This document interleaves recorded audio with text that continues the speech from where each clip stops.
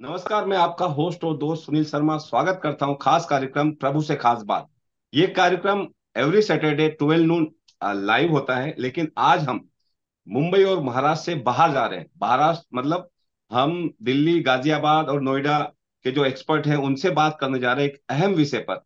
विषय का टॉपिक का नाम है association of allottee in under RERA. RERA में जो एसोसिएशन अलाटी जो सेक्शन है, बड़ा महत्वपूर्ण टॉपिक है। इस विषय पर हम बात करेंगे। एक्सपर्ट हमारे साथ मौजूद है। नोएडा, दिल्ली, यूपी और गाजियाबाद पे जो रेरा के तमाम मैटर में एक्सपर्ट हैं, सीए योगेश कुमार गोयल साहब। गोयल जी, आपका स्वागत है। धन्यवाद सर। बहुत बहुत धन्यवाद, आपने मुझे बुलाया आज एक ऐसे टॉपिक पे जो नॉर्मली जिसके बारे में बहुत ज़्यादा अवेयरनेस लोगों को नहीं है। बिल्कुल। तो सर, एक खूबसूरत लाइन के साथ में, मोटिवेट लाइन के साथ में हमारा इस प्लेटफॉर्म का वो रहता है कि थोड़ा सा लोगों को वार्म वेलकम करें। और साथ ही आपको भी हम स्वागत करते हैं। इतनी दूर से आप हम जुड़े हुए हैं एक अहम विषय को लेकर कि जी। जिंदगी में किसी का साथ काफी है। जिंदगी में किसी का साथ काफी है और कंधे पर किसी का हाथ काफी है। दूर हो या पास, क्या फर्क पड़ता है? जैसे आप अभी सर नोएडा में बैठे हैं और हम मुंबई में बैठे हैं अंधेरी में। दूर जी। हो या पास, क्या फर्क पड़ता है? डिजिटल पर बने रिश्तों का सिर्फ एहसास ही काफी है। डिजिटल पर बने रिश्तों का सिर्फ एहसास काफी है। बहुत खूब सर, बहुत खूब। तो सर, हमने पिछले 3 साल में प्रभु से खास बात, हमारा 161 एपिसोड है ये, ओके। 161। और इनमें हमने लोगों से रिलेशन बनाया है। मुंबई, महाराष्ट्र, गुजरात से भी, अहमदाबाद से भी लोग जुड़ते हैं। पूना, मुंबई में और पूना में, नासिक में तो काफी सारे लोग जुड़ते हैं। तो हमने रिश्ते बनाए, उनके सवालों के जवाब भी इस प्लेटफॉर्म के जरिए लोगों को दिए हैं। तो इस प्लेटफॉर्म में हाउसिंग सोसाइटी के लोग तो जुड़ते हैं, सीए, एडवोकेट, तो काफी प्रोफेशनल लोग जुड़ते हैं हर जगह से। जी। तो आज जो सब्जेक्ट है, मैं चाहूंगा आप सभी ऑडियंस से, जो ये हम पहले हमारे योगेश कुमार गोयल साहब जो हैं एक्सपर्ट, वो गाजियाबाद से जुड़े हुए हैं, तो हम इसको एक रिकॉर्डेड कर कर ले रहे हैं। ये लाइव प्रोग्राम नहीं है, लेकिन बिफोर हम रिकॉर्डेड करके ले रहे हैं। और जो भी सवाल होंगे आपके चैट बॉक्स में लिखे, हम योगेश कुमार गोयल साहब को लिखेंगे और वो चैट बॉक्स में हम आपको रिपीट भी करेंगे। आपके उन सवालों के जवाब भी देंगे। तो प्लीज आप इस सब्जेक्ट से रिलेटेड, रेरा और अलाटी एसोसिएशन से रिलेटेड, आप मुझे जरूर चैट बॉक्स में सवाल लिखें। हम वो जो चैट बॉक्स होगी वो आप गोयल साहब जी को हम पहुंचाएंगे, योगेश जी को, और वो सवालों के आपके जवाब देने की पूरी कोशिश करेंगे। तो मैं बता दूं, पिछले 2017 से जब RERA regulate authority real estate में बनाई गई, वेंकैया साहब नायडू जब उस वक्त थे हाउसिंग, तो उसके बाद एक रियल एस्टेट जो उनकी मंशा थी, लोगों की मंशा थी, इसमें फाइट फॉर रेरा का तमाम लोग जुड़े थे। रमेश प्रभु जी, अभय उपाध्याय जी, काफी सारे देश भर के लोग जुड़े थे।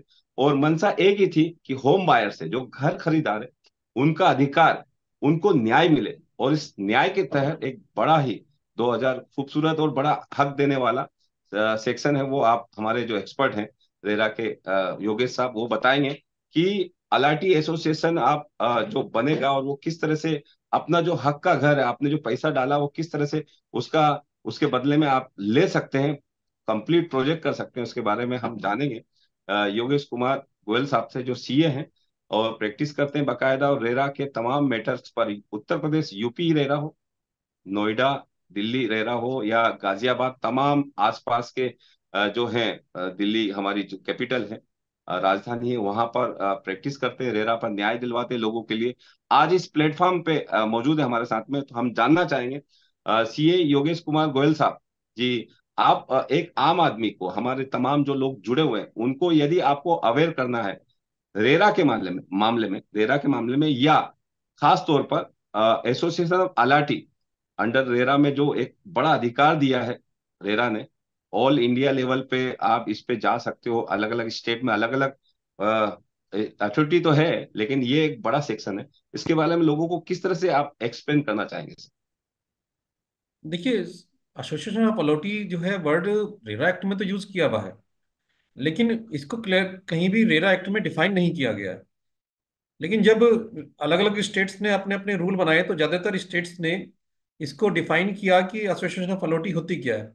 Basically association of allottee, allottee का मतलब ये होता है कि जिसने कोई भी यूनिट बुक कर ली है, जिसको अलॉटमेंट, कोई यूनिट अलॉटमेंट हो गई है, चाहे वो कमर्शियल है, रेजिडेंशियल है, तो वो किसी तरह से भी जो यूनिट अलॉट, बिल्डर ने कोई भी यूनिट अलॉट कर दी है, तो ऐसी स्थिति में ये प्रमोटर की रेस्पॉन्सिबिलिटी है या बिल्डर की रेस्पॉन्सिबिलिटी है कि वो एक एसोसिएशन, जैसे ही उसका प्रोजेक्ट 50% से ज्यादा बिक जाए, फौरन ही विदिन 3 मंथ्स जो है वो एक एसोसिएशन ऑफ अलॉटी बनाए। एसोसिएशन नॉर्मली हम कह सकते हैं कि एक ग्रुप ऑफ पर्सन जिनका ऑब्जेक्ट जो एक कॉमन ऑब्जेक्ट के लिए होते हैं।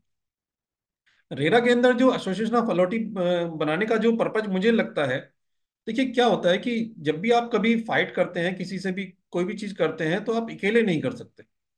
ये जरूरी होता है कि भाई आप लोग इकट्ठे होकर करेंगे तो सब पर सब अपना कंट्रीब्यूशन देकर अपना जो है अपने अधिकारों के लिए लड़ सकते हैं। तो मुझे लगता है कि जो ऑब्जेक्ट था एसोसिएशन ऑफ अलॉटी बनाने का, ये मेन ऑब्जेक्ट तो ये था कि जो जो भी होम बायर्स हैं वो कलेक्टिवली अपने अधिकारों के लिए लड़े। योगेश जी, आप मुझे बताइए कि जैसे यहाँ पर मुंबई में महाराष्ट्र महारेरा की बात करें तो यहाँ पर सेम मतलब पुराना है, अनुभवी है। गौतम चटर्जी साहब इसके फाउंडर चेयरमैन रहे हैं, अभी अजय मेहता साहब हैं। लेकिन यहाँ पे बहुत सारे एग्जाम्पल लैंडमार्क इस मामले में जो आप आज हम बात करने जा रहे हैं कि डिसीजन वो हुए सेट हुए। और जैसे हम बात करेंगे गीतांजलि तत्व एक प्रोजेक्ट है बोरीवली में, मेहुल चोकसी साहब जो बाहर चले गए हैं, मतलब बैंक करप्ट और बैंक घोटाले की वजह से। लेकिन उनका जो अधूरा प्रोजेक्ट था वो प्रभु सर, हाउसिंग गुरु रमेश प्रभु जी की गाइडेंस में, और उन्होंने ये सेम जो आप बताएंगे सेक्शन 7 और 8 उसके तहत अलाटी एसोसिएशन का उनको गाइड किया, और फिर वो किस तरह से अभी 100% प्रोजेक्ट ओसी आ गया है और उसको प्रोजेक्ट लोगों को मिल रहा है। और करीबन एक एक करोड़ 1.5 करोड़ का वो एक एक बायर्स होम बायर्स की जमा पूंजी थी सर। दूसरे हम बात करेंगे तन्वी प्रोजेक्ट है मीरा रोड में यहाँ पे मुंबई में। वहां तो सर 500 550 अलाटी थे, जिन लोगों को बिल्डर के आपसी इश्यूज थे, वो हाई कोर्ट में था और वो इश्यूज थे, पिटीशन थे उनको। महारेरा ने उस वक्त डिसीजन अच्छा लिया सेम सेम सेक्शन में, और आज वो भी प्रोजेक्ट बनकर तैयार है सर। तो ऐसे होम बायर्स के लिए जो पहले चलता था कि अनऑर्गेनाइज सेक्टर था रेरा नहीं आने के कारण, लेकिन आज बड़ा ही इस विषय को सर, ये जो सेक्शन है, इस सेक्शन को थोड़ा मैं चाहूंगा आप हमारे दर्शकों को थोड़ा सा विस्तार पूर्वक बताइए, और ये बड़ा अहम सेक्शन है सर। जी। देखिए, इसमें दो चीज हैं। सबसे पहले तो जो रेरा एक्ट है वो अपने आप में एक बड़ा पावरफुल एक्ट है। रेरा एक्ट के अंदर सेक्शन 89 कहता है कि भी जो भी लॉ एप्लीकेबल लॉज हैं, अगर उनके कोई भी प्रोविजन जो है इनकंसिस्टेंट हैं रेरा एक्ट के, यानी रेरा एक्ट के अगेंस्ट हैं, तो रेरा एक्ट विल प्रिवेल। और रेरा एक्ट जो है, क्योंकि ये जो है 2016 के अंदर आया है, और इसका ऑब्जेक्ट भी जो है to protect the interest of the consumers. हालांकि एक्ट के अंदर कहीं भी कंज्यूमर्स को डिफाइन नहीं किया गया है, लेकिन आप जनरली माने तो एक अलॉटी ही जो है वो कंज्यूमर है। और एक्ट के अंदर जो जो ऑब्जेक्ट बनाया कि जितने भी लोग हैं, अगर सपोज कीजिए कोई प्रोजेक्ट है और वो प्रोजेक्ट नहीं बन पा रहा है, तो ऐसी स्थिति में रेरा अथॉरिटी को इंटरवीन करना पड़ेगा। रेरा अथॉरिटी को इस कानून के अंदर ये जिम्मेदारी दी गई है कि वो प्रोजेक्ट को पूरा कराए, और पूरा कराने का काम उनको, ये पावर जो है सेक्शन 8 के अंदर दी गई है। जब ये प्रोजेक्ट को पूरा कराने की बात आती है, तो अब उनको प्रोजेक्ट को पूरा कराने का तरीका कई हो सकते हैं। एक तरीका ये हो सकता है कि जो लोकल डेवलपमेंट अथॉरिटीज है उनसे रिक्वेस्ट की जाए कि भी वो आए और वो उस प्रोजेक्ट को कंप्लीट करें। दूसरा तरीका ये होता है कि कोई थर्ड पर्सन आए, कोई नया इन्वेस्टर आए, वो प्रोजेक्ट की कंडीशंस को देखे, वो जो है उस प्रोजेक्ट को कंप्लीट करे। तीसरा जो है एसोसिएशन ऑफ अलॉटी जो है वो उस प्रोजेक्ट को कंप्लीट करे। अब बात आती है कि एसोसिएशन ऑफ अलॉटी बनाएगा कौन। ये एक्ट के अंदर लिखा हुआ है कि एसोसिएशन ऑफ अलॉटी जो है वो बनाने की जिम्मेदारी प्रमोटर की है। लेकिन अगर ये प्रमोटर इस काम को नहीं करता है, तो ऐसी स्थिति में कुछ डिसीजंस हाई कोर्ट के हैं यूपी के अंदर, हालांकि वो अपार्टमेंट एक्ट के अंदर दिए गए हैं, लेकिन ऐसी स्थिति में एसोसिएशन ऑफ अलॉटीज अपनी एसोसिएशन खुद भी बना सकते हैं। और एसोसिएशन अपनी जो एसोसिएशन बनेगी वो रेरा अथॉरिटी के पास जाकर सेक्शन 31 में एप्लीकेशन लगाए कि हमारी ये ग्रीवियंस है कि ये प्रोजेक्ट नहीं बन रहा है। तो रेरा अथॉरिटी को ये पावर है कि वो इस प्रोजेक्ट को जो है वो एसोसिएशन ऑफ अथॉरिटी को दे जाए। उनके साथ में जिस भी वो जो भी कंडीशंस रखेगा, कोई नया इन्वेस्टर आएगा या जो है किसी डेवलपमेंट अथॉरिटी को हैंड ओवर किया जाएगा, एसोसिएशन ऑफ अथॉरिटी और डेवलपमेंट अथॉरिटी या रेरा अथॉरिटी मिलकर जो है उस प्रोजेक्ट को कंप्लीट कर सकते हैं। अब इसमें होता क्या है कि जो जो भी जिसको जो जो पेमेंट करनी होती है, वो जो है वो अथॉरिटी अपनी पेमेंट करता है। क्योंकि ज्यादातर क्या होता है कि हर प्रोजेक्ट में कुछ ना कुछ एरिया ऐसा होता है कि अनसोल्ड रह जाता है। जो अनसोल्ड एरिया है उसको जो भी इन्वेस्टर आता है नया, उसको सेल करके जो है वो अपना प्रॉफिट मार्जिन निकाल लेता है। तो ऐसी स्थिति में क्या होता है कि जो एसोसिएशन ऑफ अलॉटी है ये बड़ा इंपॉर्टेंट रोल प्ले करती है कि कोई भी प्रोजेक्ट अगर इनकम्प्लीट है तो उसको इस तरह से पूरा किया जा सकता बड़ा ही महत्वपूर्ण आपने उसको हाईलाइट किया, सेक्शन 8 को। सर, इसमें हम आगे बात करना चाहेंगे आपसे कि आपने इस तरह के सेक्शन 8 में जो कुछ लैंडमार्क डिसीजन वहां पर नोएडा में या यूपी में रेरा में कुछ अचीव किए हैं, या कुछ ऐसे अचीव हुए हैं एक्सक्लूसिव, तो जरा आप हमारे ऑडियंस और हमारे दर्शकों को जानकारी दें। क्या है कि यूपी के अंदर कुछ प्रोजेक्ट ऐसे हैं जो रेरा अथॉरिटी ने एसोसिएशन ऑफ अलॉटी की कन्वीनियंस से जो है, जहां पर एसोसिएशन ऑफ अलॉटी को साथ लेके और बिल्डर को साथ लेके वो प्रोजेक्ट को कंप्लीट कराया है। हुआ क्या कि जैसे एक प्रोजेक्ट था जेपी कैलिप्सो कोर्ट। उसके इसमें जो है वो बिल्डर, जो जेपी एक बड़ी बहुत बड़ी कंपनी है जेपी एसोसिएट, ये कंप्लीट नहीं कर पा रही थी। तो रेरा अथॉरिटी ने दोनों पार्टियों को बिठाया, एसोसिएशन ऑफ अलॉटी को और जेपी को भी, सर्टेन कंडीशंस डिसाइड की। फिर एक जो है अपनी तरफ से मॉनिटरिंग के लिए एक पर्सन जो है वो एज एडमिनिस्ट्रेटर अपॉइंट किया, और जो जिसने टाइम टू टाइम मॉनिटरिंग की, जहां पर एसोसिएशन ऑफ अलॉटीज को जो है वो प्रोजेक्ट कंप्लीट करना था, और एसोसिएशन ऑफ अलॉटी को जो है वो अपनी पेमेंट करनी थी, टाइम टू टाइम मॉनिटरिंग में पार्ट लेना था, और बिल्डर को रेरा की मॉनिटरिंग में जो है वो उस प्रोजेक्ट को कंप्लीट करना था। वो प्रोजेक्ट जो जो स्टॉल्ड प्रोजेक्ट पड़ा हुआ था, वो बड़ी अच्छी तरह से जो है प्रोजेक्ट वो कंप्लीट हो गया आज की तारीख में। तो ये बड़ा ये बल्कि इंडिया का ये पहला प्रोजेक्ट था जो कि सेक्शन 8 के अंदर रेरा अथॉरिटी ने लिया, और ये सक्सेसफुली कंप्लीट भी हो गया है। बिल्कुल, बिल्कुल आपने सही फरमाया। ये जेपी इंफ्रा का जो नोएडा नोएडा का प्रोजेक्ट था, कितने लोग थे सर इसमें? लगभग इसमें लगभग इसमें जो है 250 से 300 लोग थे, जहां तक मेरी जानकारी की बात है। सर, इसमें सबसे बड़ी बात ये आती है, जब अलाटी एसोसिएशन बना, एसोसिएशन अलाटी बनाना, तो उनको इकट्ठा करना, उनको सर्च करना, क्योंकि जितना डाटा रहता है वो सब डेवलपर के पास रहता है। और लोगों को कैसे एकजुट किया जाए, कैसे इकट्ठा किया जाए, सबसे बड़ा वो। देखिए, सबसे बड़ी मुश्किल यही है कि लोगों को कैसे इकट्ठा किया जाए। लेकिन आज की तारीख में टेक्नोलॉजी एक बहुत बड़ा काम करती है। होता क्या है कि जब कोई पर्सन एक बुकिंग करता है या अलॉटमेंट कराता है, तो नॉर्मली एक नहीं होता, वो एक दो लोगों को, दो चार लोगों को जानता है। तो इसका तरीका ये होता है कि भाई कोई भी एक पर्सन इनिशिएटिव ले। आज की तारीख में सबसे अच्छा जो माध्यम है वो है व्हाट्सएप। व्हाट्सएप पे एक ग्रुप क्रिएट करे, एक दो चार सबको जो है सबको ये फ्री हैंड दे दे कि जो जो भी लोग जो है जिनको वो जानता है, और जो आगे लोग जुड़ेंगे वो जिसको जानते हैं, उस ग्रुप के अंदर जो है पहले उनको क्रिएट को ऐड कर ले, सबको ऐड कर ले। फिर बाद में एक एसोसिएशन ऑफ अलॉटी फॉर्म कर ली जाए, और जैसे जैसे लोग आते जाएं, उनको पता लगता जाए, वैसे वैसे उन लोगों को जोड़ता जाए। और ऐसा ही दूसरी बात ये है कि रेरा अथॉरिटी जब इसमें इन्वॉल्व होती है तो इन्फॉर्मेशन जो है वो कलेक्ट करा लेते हैं, और एसोसिएशन ऑफ अलॉटी जो लोकल लॉज हैं या जो जिस भी फॉर्म में वो फॉर्म करना चाहें वो फॉर्म कर सकते हैं। बिल्कुल सर, जैसे आपने बताया कि सोशल मीडिया का इस्तेमाल करके व्हाट्सएप वगैरह पे लोग एकजुट हो सकते हैं। शर्त यही है कि आपको वो सेक्शन, वो रेरा के जो अधिकार आपको दिए हैं, वो आपको पता होना चाहिए। वो पता कैसे होगा? जी आप जैसे एक्सपर्ट हैं, रमेश प्रभु जी के जैसे एक्सपर्ट हैं, उनके वीडियोस देखें। वे हम जो प्लेटफॉर्म अवेयर कर रहे हैं उसी के लिए कर रहे हैं, और उनसे मिलकर, उनसे डिस्कस करके देन गो हेड करें कि किस तरह से जाना है, आपका रोड मैप कैसे होगा, क्योंकि ये एक जर्नी है।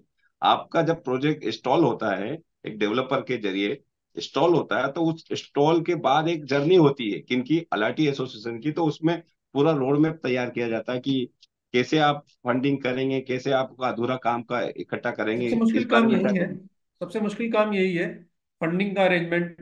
तो लेकिन एक बार जब चीजें बननी चालू होती हैं, फिर सारी चीजों की राह निकलनी चालू होती है। क्योंकि जब लोग इकट्ठे होते हैं तो फिर जो जो भी चीजें उनके रास्ते में जो है मुश्किलें आती हैं, सब मिलकर उन मुश्किलों को पार कर सकते सर, और इस सेक्शन की क्या अहम बात है, जो होम बायर्स को, होम जो घर खरीदार है, उनको उनको मजबूत करती है, उनको एकजुट करती है, उनके राइट्स को, उनके जो घर को, उनकी जमा पूंजी है, वो खोने के लिए जो डर रहता है, वो बिल्कुल उनको अधिकार मिलता है इसमें 100%। हैं। जी बिल्कुल। देखिए क्या है कि जब से रेरा कानून आया है, तो सबसे बड़ी बात क्या हुई है कि इस रेरा कानून का आने का फायदा जो है केवल और केवल होम बायर्स को ही नहीं हुआ है, बिल्डर्स को भी हुआ है। एक तो क्या हुआ है कि पहले उनके यहाँ पर कोई मैनेजमेंट वाली सिस्टम सिस्टम नहीं हुआ करते थे, लेकिन रेरा आने से क्या हुआ है कि एक सर्टेन उन्होंने एक पैरामीटर्स तय कर दिए कि भी आपको क्वार्टरली अपडेट करना है, आपको बैंक अकाउंट मेंटेन करना है। तो आने वाली टाइम में तो मुझे नहीं लगता कि बहुत ज्यादा प्रोजेक्ट जो है स्टॉल्ड होंगे। लेकिन जो पुराने प्रोजेक्ट्स हैं वहां पर दिक्कतें हैं। और सबसे बड़ी जो चीज मुझे नजर आती है कि सबसे पहले जो है, जो भी एसोसिएशन, जो भी लोग हैं, जो होम बायर्स है, उसको अपने अधिकारों के बारे में जानकारी होनी चाहिए। कि अगर आज की तारीख में कोई भी प्रोजेक्ट अगर स्टॉल्ड है, तो ऐसी स्थिति में वो रेरा के पास इकट्ठा होकर चला जाए, रेरा अथॉरिटी के पास चला जाए, एक एसोसिएशन फॉर्म करके चला जाए। और रेरा अथॉरिटी उसको राह दिखा देगी। जैसे यहाँ यूपी के अंदर क्या हुआ कि जो प्रोजेक्ट्स थे शुरू में, जो ये खराब प्रोजेक्ट्स थे, तो रेरा अथॉरिटी ने ही इंटरवीन किया। एसोसिएशन लोगों की उन्होंने मतलब लोगों से रिक्वेस्ट करके इवन जो है एसोसिएशन बनवाई। और उसके बाद में जो है उनको सारा रास्ता दिखाया कि इवन जो लोग थे उनको कोई जानकारी भी नहीं थी कि किस तरह से सारी चीजें होंगी। लेकिन बाद में उन्होंने जो है अपनी तरफ से टेक्निकल असिस्टेंस प्रोवाइड की, फंडिंग का पैटर्न बताया कि किस तरह से जो है फंडिंग होगी, बैंक अकाउंट पर रिस्ट्रिक्शंस लगाई कि जो पैसा विड्रॉ होगा अकाउंट से, वो केवल और केवल एडमिनिस्ट्रेटर जो उन्होंने बिठाया हुआ है उसके सिग्नेचर, ड्यूल सिग्नेचर से जो है पैसा विड्रॉ होगा।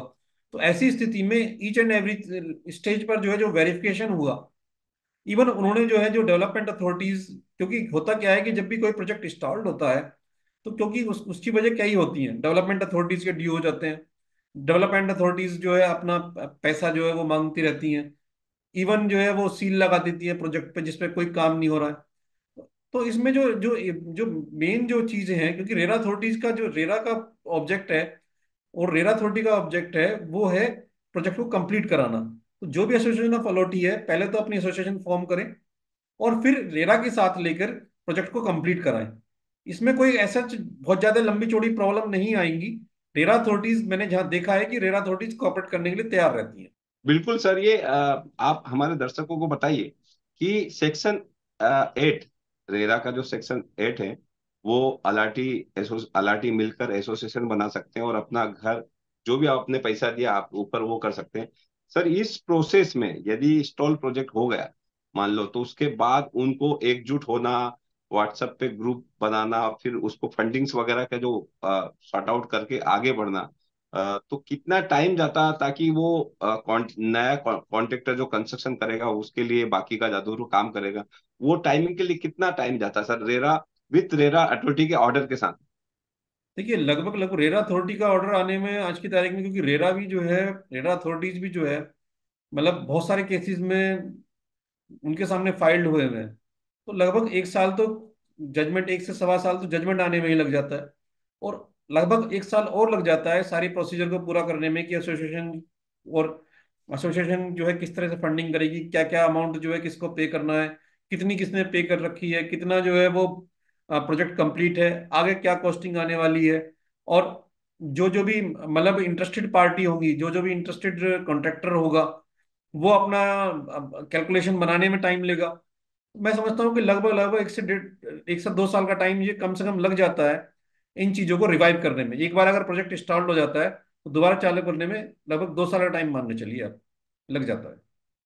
बिल्कुल, लगभग 2 साल का टाइम लगता है इस, और जब वो प्रोजेक्ट इंस्टॉल हुआ है, ये लोगों को एक कंफर्म खबर लेके उसको एकजुट होना जरूरी है कि भाई ये प्रोजेक्ट इंस्टॉल नहीं, तो उसी में सर 6 महीने 1 साल तो उसी में चला है लोग, क्योंकि वो डेवलपर है, वो छुपाए रखता है आखिरी दम तक कि भाई ये प्रोजेक्ट मैं अभी करूंगा करूंगा, ऐसे आश्वासन देता, तो ऐसे प्रलोभन भी मिलते हैं सर। देखिए इसमें क्या जरूरी है कि लोगों को अवेयर होना जरूरी है। रेरा के अंदर सेक्शन 11 दिया हुआ है। सेक्शन 11 के अंदर जहां पर प्रमोटर की रेस्पॉन्सिबिलिटी है कि वो क्वार्टरली रेरा की वेबसाइट पर अपने जो है क्यूपीआर अपडेट करे कि उसने कितना कंप्लीशन किया है। तो एक विजिलेंट जो है वो अलॉटी होने पर ये जिम्मेदारी है कि वो उस क्वार्टरली अपडेट को मॉनिटरिंग करता रहे टाइम टू टाइम। क्योंकि आजकल रेरा अथॉरिटीज ने क्या किया है कि फोटोज भी जो है वो मैंडेटरी कर दिए हैं, वीडियोज भी मैंडेटरी कर दिए हैं।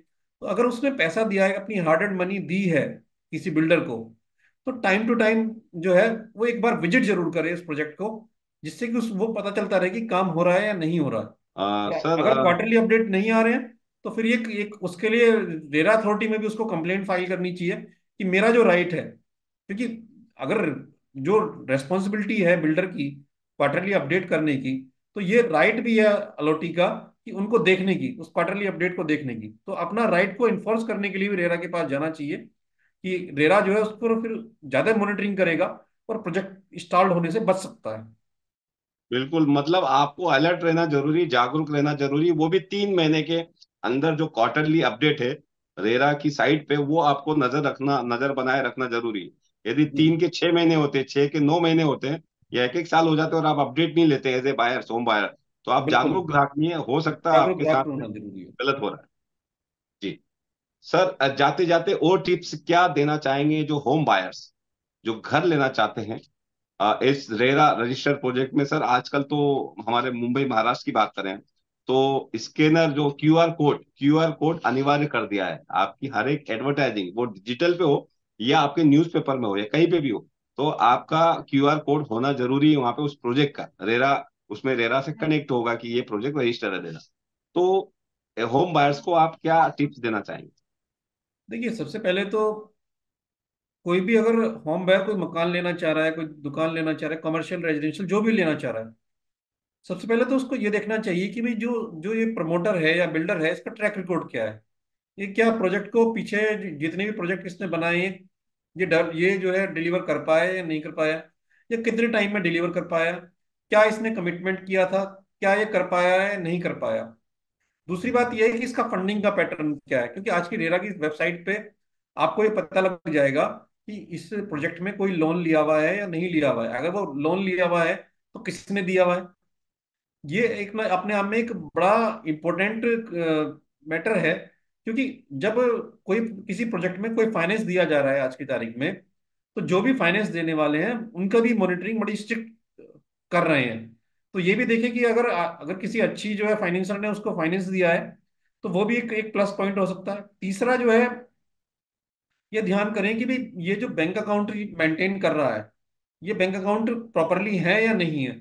मतलब कल को वो रजिस्ट्रेशन कराने जा रहा है तो पैसा किस अकाउंट में मांगा जा रहा है उससे। ऐसा तो नहीं है कि जो जो रेरा में रजिस्टर्ड उसका उसका बैंक अकाउंट है, उसके अलावा किसी तीसरे बैंक अकाउंट में पैसा उससे मांगा जा रहा है। ये भी अपने आप में एक अलर्ट सिग्नल हो सकता है कि ये बिल्डर फंड्स को डाइवर्ट कर रहा है। क्योंकि अगर फंड्स को डाइवर्जन नहीं होगा तो बहुत ज्यादा चांसेस हैं कि ये प्रोजेक्ट कंप्लीट हो जाएगा। इसके अलावा ये देखें कि भी जो रेरा की वेबसाइट पे जो सर्टिफिकेट्स हैं, सीए का सर्टिफिकेट, आर्किटेक्ट का सर्टिफिकेट, इंजीनियर का सर्टिफिकेट है, उनके हिसाब से जो इसने टारगेट सेट किए थे उनको वो पूरा कर पा रहा है या नहीं कर पा रहा है, या वो टारगेट जो है टारगेट से आगे चल रहा है या टारगेट से पीछे चल रहा है। ये मेन चीज जो है देखने वाली चीजें हैं। और इसके अलावा एक एक मेन चीज ये होती है कि बिल्डर्स को जो है बिल्डर्स को ये डिस्क्लोज करना होता है रजिस्ट्रेशन लेते समय कि उसके अगेंस्ट में कितने जो है केसेस चल रहे हैं, कितनी कंप्लेंट फाइल्ड हैं, अलग अलग किस कोर्ट में केसेस चल रहे हैं।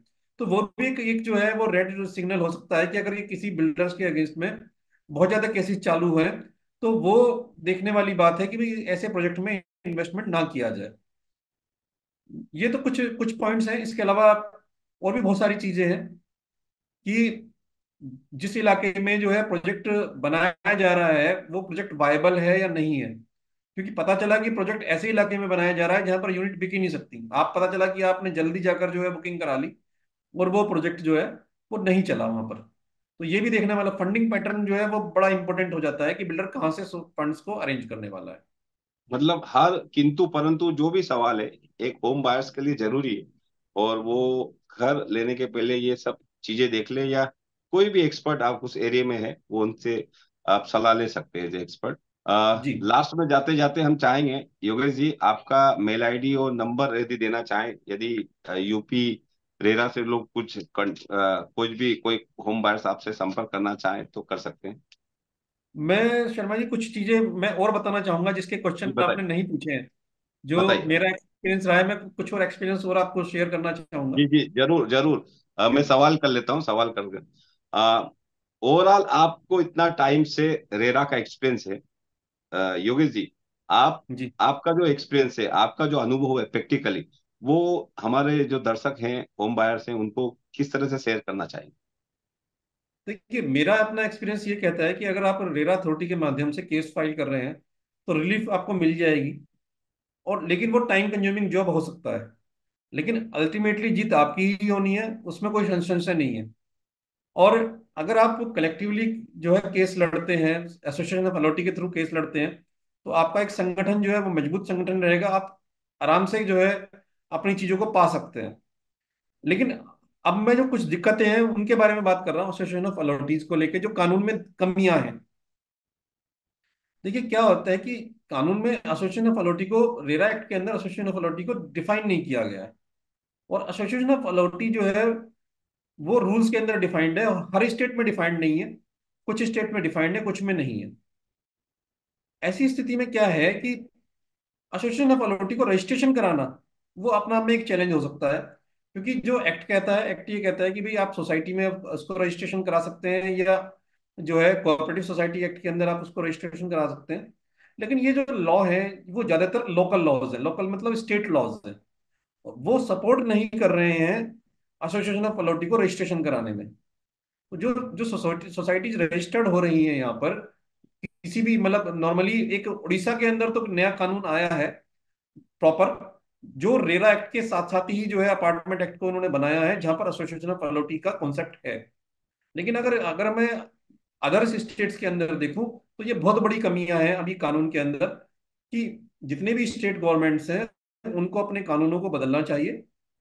जो अपार्टमेंट एक्ट्स उन्होंने बनाए हुए हैं, जिनमें अब तक जो बनती है वो अपार्टमेंट ओनर्स एसोसिएशन बनती है। और अपार्टमेंट ओनर्स एसोसिएशन जब बनाई जा सकती है जब ओनरशिप आ जाए। जबकि एसोसिएशन ऑफ अथॉरिटी बनती जब है जब आपका अलॉटमेंट हो जाए। तो ये जो कानून की कमियां हैं, ये अगर दूर हो जाएंगी तो एसोसिएशन ऑफ अथॉरिटी जो है आराम से रजिस्टर्ड हो जाएंगी। और जो जो पर्पज है रेरा का, वो जो है वो पूरा हो सकता है। सर, बहुत बहुत धन्यवाद। एक आखिरी में मैं ये जानना चाहूंगा कि सर, एक सुप्रीम कोर्ट में पीएल दाखिल हुई थी, आपको याद होगा कि यूनिफॉर्म एग्रीमेंट हो पूरे देश भर में। इस पे चर्चा भी, हमने भी काफी डिस्कशन किया था। अभय उपाध्याय जी को जोड़ा था मुंबई से, रमेश प्रभु जी को जोड़ा था। काफी सारी पीएल दाखिल हुई है इसमें। पीएल में सुप्रीम कोर्ट ने सरकार से जवाब तलब मांगा है कि आप कब तक, आपके रेरा में तो ऑलरेडी यूनिफॉर्म एग्रीमेंट का जिक्र है, और वो कुछ स्टेट जैसे गुजरात की बात करेंगे, वहां पे यूनिफॉर्म एग्रीमेंट, यदि एग्रीमेंट में आपका यूनिफॉर्म हो गया, तो वो छोटा सा गांव हो या बड़ा शहर हो, वहां पे यूनिफॉर्म हो जाएगा, एक जैसा हो जाएगा। तो वो जो डेवलपर अपनी शर्तें लिखते हैं, वो जो चालाकी करके अपना एग्रीमेंट में वो जो चीजें लिखते हैं, क्लॉज लिखते हैं, उससे होम बायर्स को जो डराते हैं सर, उसके बारे में यूनिफॉर्म एग्रीमेंट के अपडेट दीजिए। एक तो सर सुप्रीम कोर्ट में क्या स्टेटस है, साथ ही जो यूनिफॉर्म एग्रीमेंट नहीं होने की वजह से होम बायर्स कैसे ठगा जाता है। देखिए, क्या है कि प्रॉब्लम क्या आ रही है कि इसमें कहीं ना कहीं मुझे कमी जो है दोनों तरफ से नजर आती है। अलॉटीज हैं वो अपने अधिकारों के लिए जो है वो जागरूक नहीं है। सेक्शन 13 रेरा एक्ट का ये कहता है कि भी जो भी एग्रीमेंट होगा वो प्रेस्क्राइब एग्रीमेंट, प्रेस्क्राइब फॉर्मेट में ही होगा। और ज्यादातर स्टेट्स के अंदर जितनी भी हमारी जानकारी है, सभी स्टेट्स ने रूल्स फ्रेम कर दिए हैं, और उसका एग्रीमेंट टू सेल जो है वो प्रेस्क्राइब्ड है।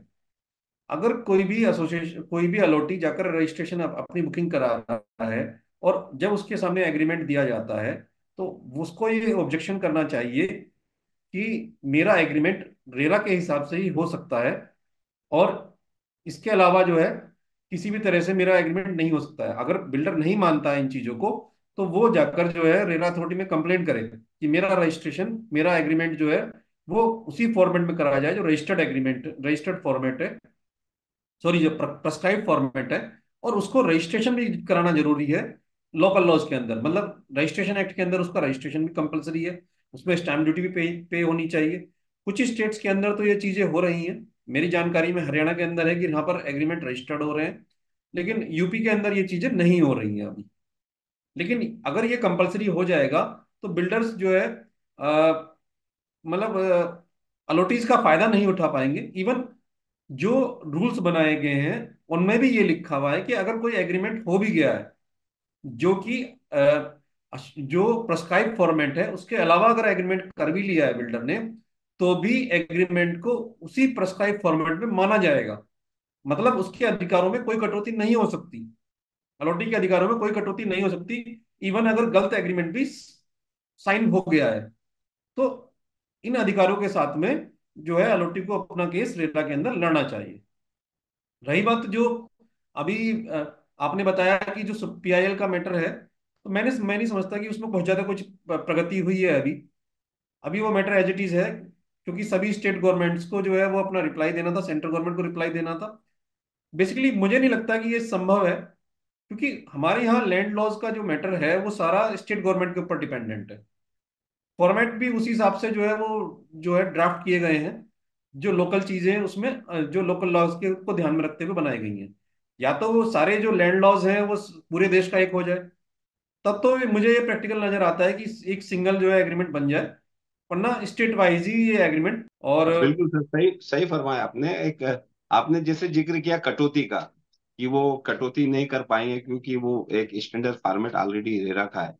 लेकिन सर क्या होता है, आप और हम जितने भी लोग अवेयर कर रहे हैं, एजुकेट कर रहे हैं होम बायर्स को, नए खरीदार को, कि आप थोड़ा अलर्ट रहें, आपको ये चीजें हो, राइट से आपके अधिकार हैं। लेकिन बहुत सारे सर, मैक्सिमम बहुत सारे, जब भी हम कमतर हैं, लोगों को नहीं पता रहता, अवेयर नहीं होते लोग, एजुकेट नहीं होते, तो वो उस सिचुएशन में जो डेवलपर का एग्रीमेंट है, वो जो अपने क्लॉज अपने चीजें लेके एग्रीमेंट कर लेता है, उसमें वो कहीं ना कहीं उस होम बायर्स को जो अवेयर नहीं, उनको डराता रहता है कि हमने तो आपने लिख के साइन किया है।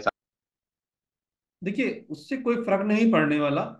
अभी मेरे पास में, मैं अभी केस को तैयार कर रहा था, तो मैंने ये देखा कि जिस रेट में पार्टी से चीजों को तय किया गया था, मतलब एग्रीमेंट टू सेल रूल्स आने के बाद भी वो प्रेस्क्राइब फॉर्मेट में नहीं बनाया गया, और बाद में जब लोगों को पोजीशन दिया गया प्रोजेक्ट कंप्लीट होने के बाद में, तो लगभग लगभग 20 से 25 लाख रुपए एक्स्ट्रा ले लिए गए बिल्डर के द्वारा। तो अभी हमने वो केस फाइल किया है, अब देखते हैं उसमें क्या चीजें निकल कर आएंगी।